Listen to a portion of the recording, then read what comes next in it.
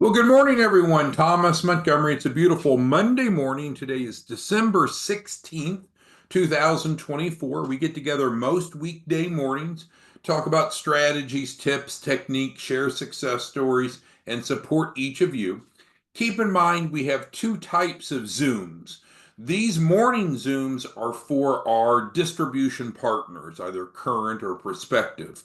We have a separate set of Zooms that are oriented towards clients, towards small business owners, entrepreneurs, those people that are looking to get capital to start or grow a business. So, everyone's welcome, but we won't spend a lot of time today talking about from a client perspective. Our focus is more for those of you that either have decided to or are pondering working with us to help others improve their financial literacy and access to capital. So, our topic today, which is shown at the top of our agenda, is creating generational wealth. And this is a common theme that I hear from many of you when I'm visiting. Many of you are looking at not just making money, but generating a difference in your future, your family's future, in the community. And so, if you're not familiar with the term of generational wealth, it is referred to as the accumulation of assets that are passed down through the generations of a family. Assets could be cash, could be businesses, like you could pass down your shelf corp, real estate, etc. So, again, our topic today is creating generational wealth. We're going to focus on some elements of running a shelf corp store specifically. So, generational wealth is important for three reasons. It obviously helps provide financial security, creates opportunities for others, and it supports the community. So, that's kind of the bigger macro picture. But let's drill into those of you that are considering running a shelf corp store. So, the store, which is shown here on the flyer, so the store is our physical brick and mortar offices that we're opening across the country. And we're not selling you anything, doesn't cost anything to have a store, to be a store owner, to have a store. But this allows you to be at the nucleus of your community, helping others increase their financial literacy and increase their access to capital. So we have a goal of one shelf corp store per county. That means we need around 3,000. That's a very lofty number. I don't think we're going to hit that or anywhere close to that in 2025. Based upon our current pace, we should reach 1,000 though. So think of H&R Block, how they have a physical presence in communities to prepare taxes, or Edward Jones for investing. Different businesses, but those are good analogies. We want to have that local presence so we're able to connect with the community, connect with the referral partners like banks, bankers, CPAs, and so forth. So let's go ahead and peel back the layers and dig into some of the more operational concerns that some of you have brought up that we needed to address today of setting up your Shelf Corp store. So as I've described, and at any time you have any questions, comments, concerns, just type that into the Q&A. It's like a chat box of Zoom and we'll address it. So what we understand is that we want to have brick and mortar offices. You might say, "Oh, no, I don't want anything to do with that. That's too complicated." That's fine. You're always welcome to be an affiliate, and you can be an affiliate, get paid to refer. You don't need to really do anything other than introduce and get paid, and you can set that up on 509 Pacific. That's our 501c3 website. But if you're wanting to be involved as a Shelf Corp store owner, which there's no cost, highlighted in yellow here, then we do need to have a brick and mortar office. Now, we can either work with you where you lease an office or you can purchase an office. You could be purchasing an office building where you have tenants. That's up to you. But we need to have a true flag in the sand to be present, to have more legitimacy, more visibility in the community. So again, if you're wanting To purchase an office, we can provide the financing for that. If you're wanting to lease, of course, probably won't need much financing. Claude's on the line. Claude is looking at leasing a space that's right next to a Men's Warehouse retail store. And from my understanding, Claude has an offer from the landlord of 3 months free rent. So right now, there's some really good deals out there, whether you're interested in leasing or buying. So we do need to have a brick and mortar office if we want to run a Shelf Corp store. But if you just want to be an affiliate, of course, you can work from your pajamas in your back bedroom. So are there questions on number one? You pick the size, you're managing the P&L of your Shelf Corp store. So obviously, the more expensive it is, the more overhead you have, but it might give you more space. Maybe it's nicer. Some of you are wanting to do commercial kitchens, so you're actually preparing meals for the visitors that are coming in for the workshops, which we'll talk more about workshops here in a minute on number 6. But it's really up to you.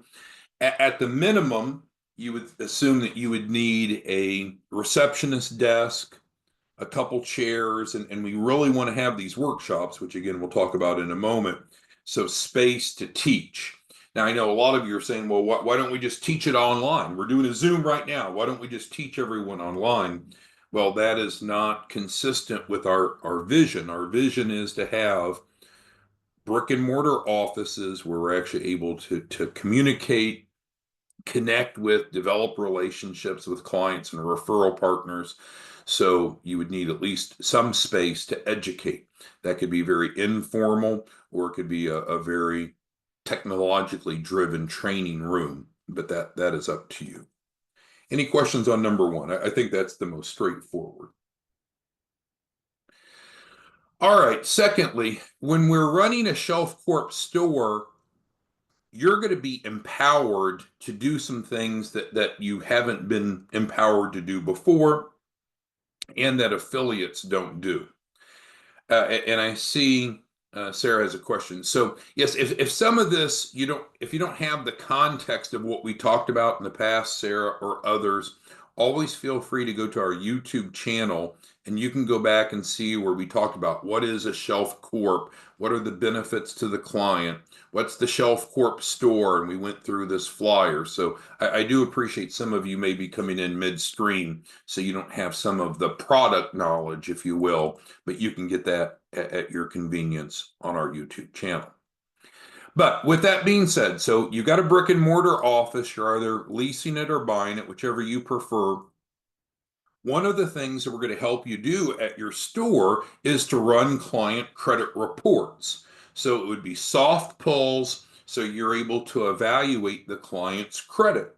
Because one of the things that we do, well, we address the 3 C's, credit, collateral, capacity. So it's not about screening people out, but one of the things that we would encourage you to do is have free credit clinics, just like we do through our 501c3.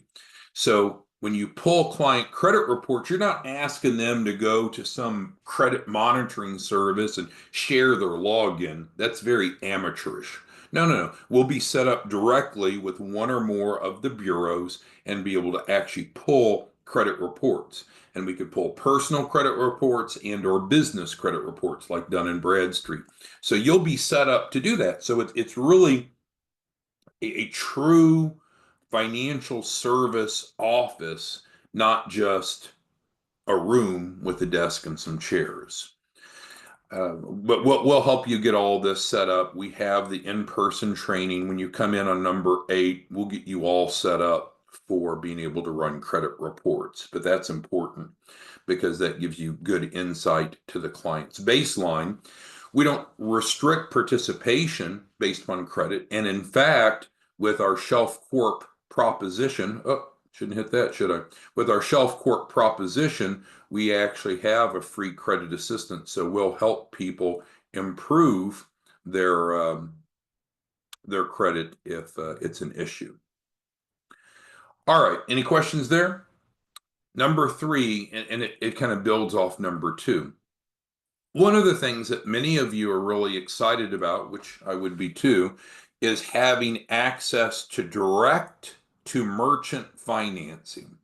So let's just run through the example. So let's take Mr. Brown. So Mr. Brown owns a Shelf Corp store. A client comes in.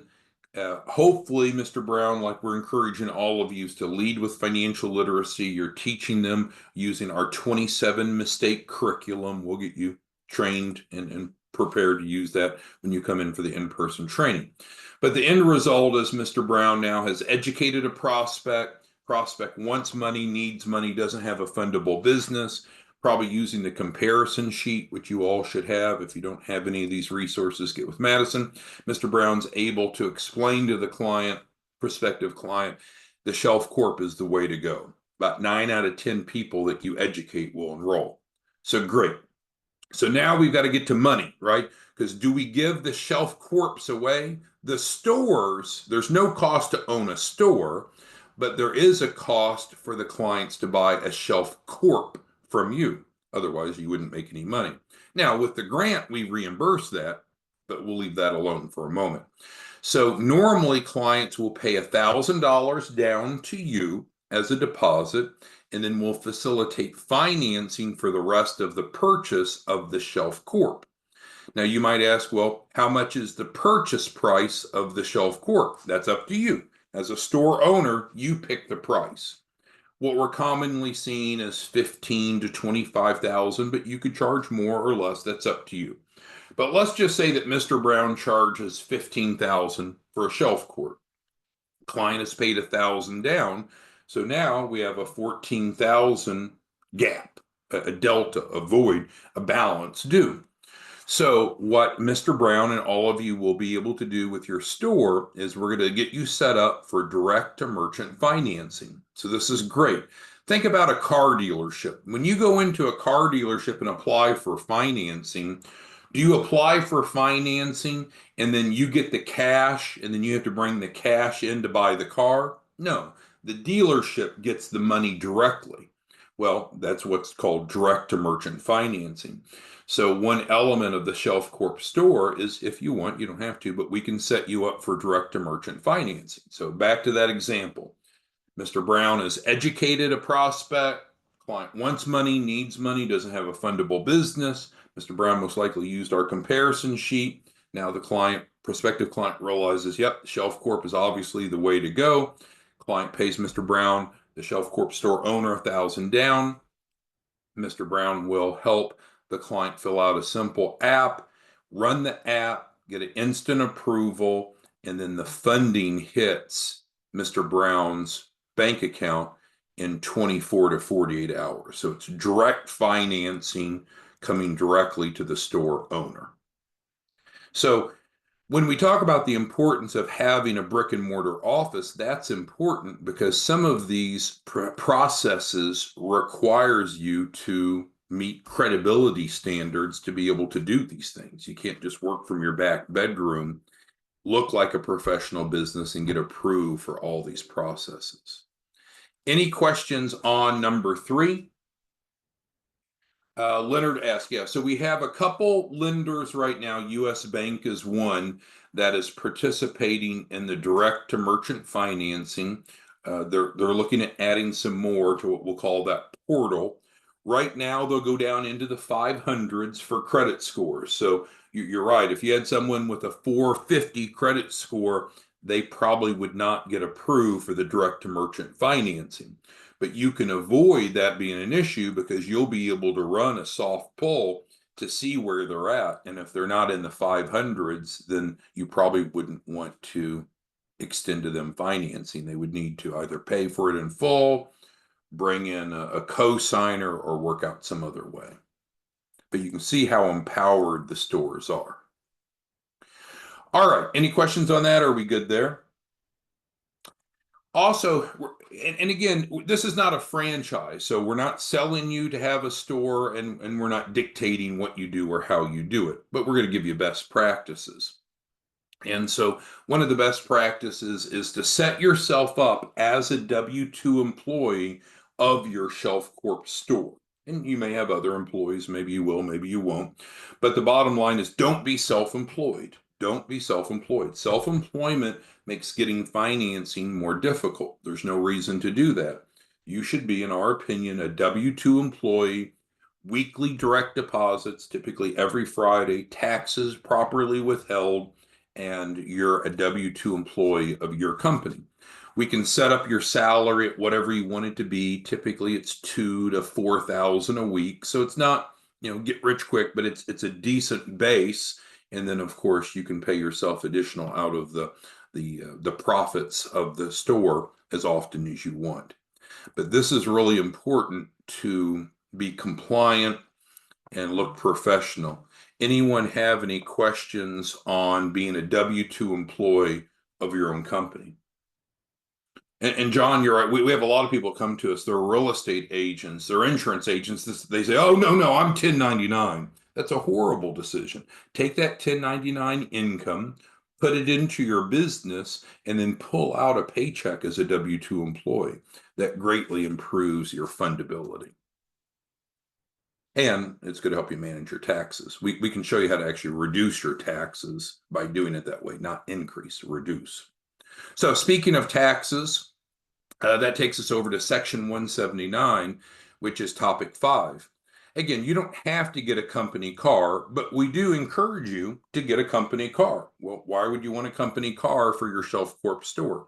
Well, you probably need transportation anyway, because if you're going to be visible in the community, you're going to be going to visit with bankers, you're going to be going to chambers of commerce events and so forth. So unless you're walking everywhere, you're probably going to need a vehicle. Why not put that vehicle in the company name, fully tax deductible? And with the IRS Section 179, we can actually depreciate that full amount. So many of you were almost racing to get you your company car this month in December. So today's December 16th. We've got about 2 weeks left to go get your company car. And that allows you to get a significant tax benefit. But also, I mean, you look more credible when you're out driving a good looking vehicle. We do have a preferred relationship with Porsche, or some call Porsche. So if you're looking at a Porsche, we can set you up through a program that we have. But you can get whatever car you want, or no car at all. You know you're going to, I mean, you're going to manage the P&L. We've talked about that already. So the profit and loss you're managing, you're the store owner. We could anticipate at least 100,000 a month coming in. So there's going to be expenses, and expenses is just a necessary part of running a business. So your income is an expense. Your company car is an expense. Your lease or your mortgage payment's an expense. Only a novice would think, oh, a business is full profits, right? Every dollar I sell, every dollar I make, I keep all of it. No, there's going to be expenses for running a business. You might as well look good and enjoy your success. Any questions on number 5? Okay, moving on. At the core of why we want to have brick and mortar offices in each community across the country is to have financial literacy workshops. Now, this is the most controversial of the list of 8 items because I'll say something, and if you don't listen carefully, you'll misinterpret what I'm trying to communicate. A lot of people don't care about workshops. They just want money. Just give me money. I need money to start or grow a business. Just give me money. But if you don't have an educated client, it's very possible that they'll have wrong expectations, unrealistic expectations, because they don't know what you know. You have knowledge, you have expertise, you're going to be certified, which we'll talk about here in a minute. And if we don't take the time to at least offer to educate people before they move forward with the process, you're more likely to have clients that are dissatisfied or confused. So having these workshops is at the core of having these brick and mortar offices. Now, do you have to teach the workshops? No, we can send staff out. You can hire staff.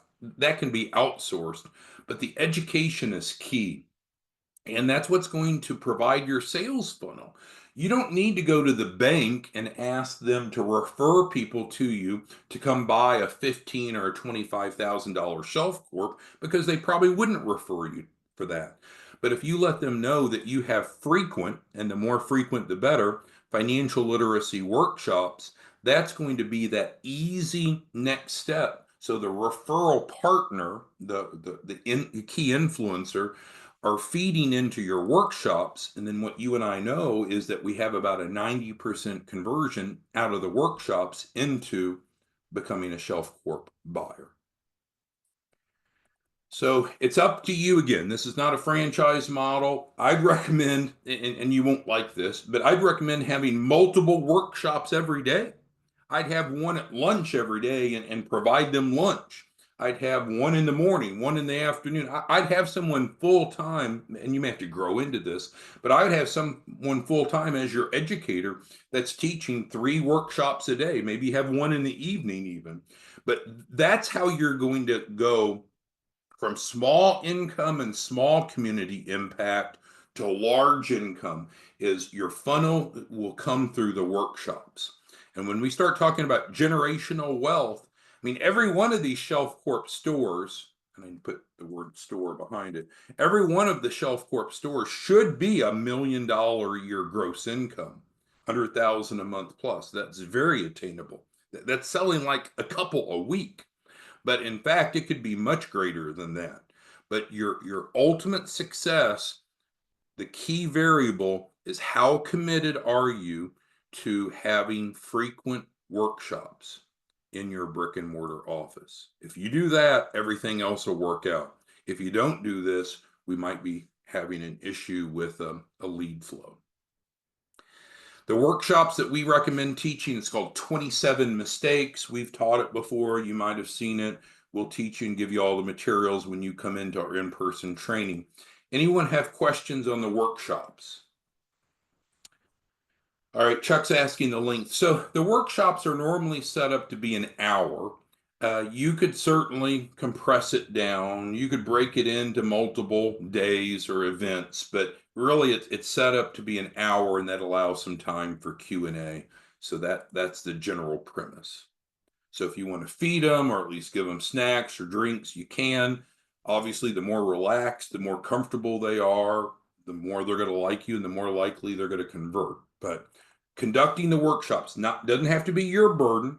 We can send someone out, you can hire someone, you can sub it out, but that is the key deliverable that connects your Shelf Corp store with the community. When someone's thinking about starting a business, someone's thinking about getting money for a business, we want them to think about your store first. Because we're not competing with the banks, right? We're not a lender. We're what's called technical advisors. And so you want to really build your strength with workshops. Any questions there? Okay, so now we'll get into number 7. And so this is less sexy of a topic, but maybe this is obvious to you, or sometimes I talk to some of you and I don't think it's very obvious because we all come from different walks of life. But we need to run our Shelf Corp store like a business. And I need to add the word store here, don't I? So we need to run our business, which your business, Shelf Corp store, like a business. And so, yeah, I would recommend getting QuickBooks. We don't sell QuickBooks. We don't get a kickback from QuickBooks, but QuickBooks is the nation's leading small business accounting software. It allows you to track revenue and expenses, generate reports.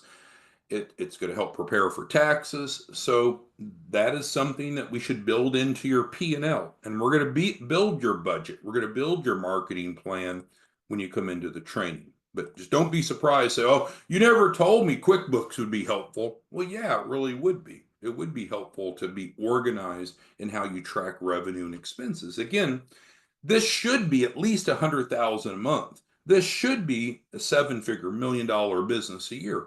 That's a lot of dollars flowing through.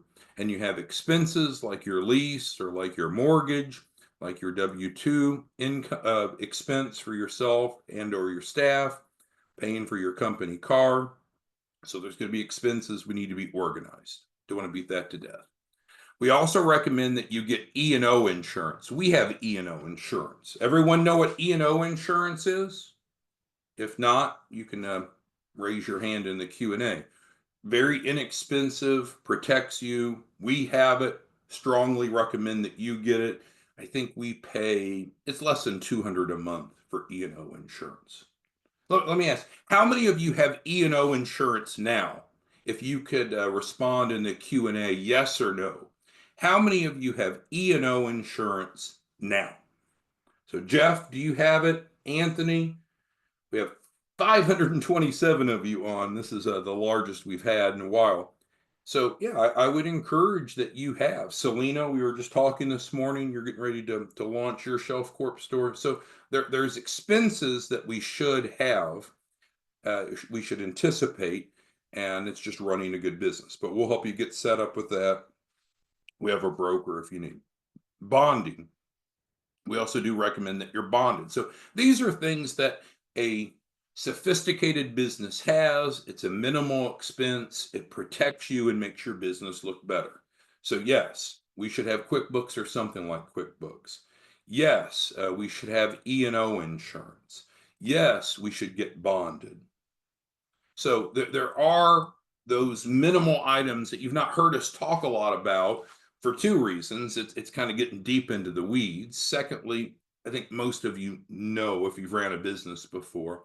And then third, we'll cover it when you come to training. So you don't have to come to the in-person training. You don't have to. We think you should. And there's been some argument we should make it a requirement. But we encourage you to come in and get certified. The certification is coming in, spending a full day with us. So we're not just giving you little snippets like we do each morning, but really taking a deep dive. So you'll walk away with the knowledge of the processes, the procedures, you'll have your marketing plan, you'll have your budget. We'll obviously have created a face-to-face experience, just like the benefit of you getting face-to-face with your prospects and clients in your community. This is the way that we get face-to-face with you. All right, so we've covered a lot. I'm going to open it up for questions. If there's anything that we're not able to cover today, feel free to give Madison a call, 903-352-3390. This is the main number for our nonprofit, our 501c3. Now, we did talk about last week, we recommend that you consider having a nonprofit and a for-profit organization. If that's too much, that's okay. We can dial it back some. But just as we have both a for-profit and nonprofit, we'd encourage you to consider that. Don't have to. So when we go through this, if this just seems like a little bit much, we're getting you prepared to make 1 million plus per year. So there is some moving parts, but we can train, we can support you. The in-person is important. But if all that's just too much, you can just say, hey, no, I want to be an affiliate. I just want to help people, but I want to get paid. I don't want to have to do any of the work. And so you can sign up as an affiliate on 509 Pacific. You just refer people in and you get paid. So this is the simple out for those of you that don't want more responsibility. But for those of you, tying it back to our topic, if you're looking for generational wealth, 100,000 plus per month, then we're going to have a bigger impact. And having a Shelf Corp store, I believe, can accomplish that. Not a franchise, no cost to have a Shelf Corp store. Okay, so who has questions, comments, concerns that we didn't cover? All right, Paul's asking about projections. Yeah, so if you took the number of counties in all states, and there's also some things like parishes in Louisiana, we're at above 3,000. But of course, there's some really big counties and there's some small ones. That's the potential size that we would have. If you look at Edward Jones, they have over 3,000 offices, if I recall. But our goal is in 2025, this coming up year, to get 1,000, which is a big goal, but 1,000 Shelf Corp stores opened. You're welcome to have one or more of those. Each one is set up to be responsible for a given county. Now, that doesn't mean you can't help people from anywhere in the country, but you shouldn't be marketing to referral partners outside of your county. You shouldn't be having speaking events outside of your county. But if you draw people in, I'll tell you this, and it's not an exaggeration. When I took the job with the SBA, I started doing the same workshop, essentially the 27 mistake workshop. I was doing it in Tyler, Texas.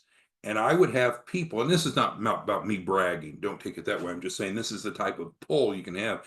I'd frequently have people that drove in 1, 2, 3, 4 hours away. We had people coming from Houston on a regular basis. And again, you don't know where Tyler is compared to Houston, but people would drive in 3 to 4 hours for this 1 hour workshop. So I'm telling you, if you embrace financial literacy, we can make a big community impact, and we can make a freaking big impact in your pocket, because we're telling people, we're sharing with people, we're educating people what they need to know that no one's taught them. And that's the barrier. And they can leave the workshop and they can just go do it on their own, right? We'll give them a checklist, go do it on your own, prospect, or you can get a shelf corp from us, taken care of. We're ready to go to funding in a week. 9 out of 10 people are going to take you up on that. And if the 1 out of 10 that doesn't take you up on it often will come back because people don't want to do it themselves. Jeff's asking, where do we learn all this? Again, we have in-person trainings, Jeff. So you would come into the in-person training and get certified. You're right, Jeff. I'm covering a lot of information quickly in 32 minutes now. But yes, Jeff, you'll come in, we'll do the in-person training, and you'll walk away with the guidebook, which we're not trying to sell. Again, some people say, oh, you're trying to sell franchises. No. There's no cost to own a Shelf Corp store. Now, you need to have a Shelf Corp, and that's for two reasons. That provides the financing, so you have the money to get the store going. And then secondly, people are going to ask, well, did you do it? And you want to be able to answer and say, yeah, I did it. So we provide the 100,000 startup allowance. That's right, Paul.